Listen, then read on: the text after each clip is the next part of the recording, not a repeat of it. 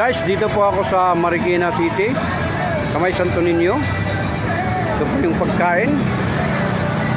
Takuyami.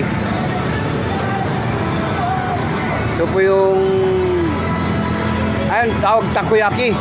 Yan. 10 ang isa. Yan, masarap daw yan. Pag kumain ka daw ito, nakakaalik, pabalik-balikin ka sa sarap.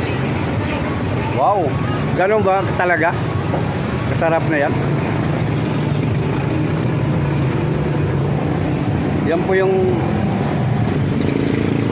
paninda nila dito. Kung sinong gustong bumili, pumunta lang po kayo sa Marikina City, sa may Santo Niño.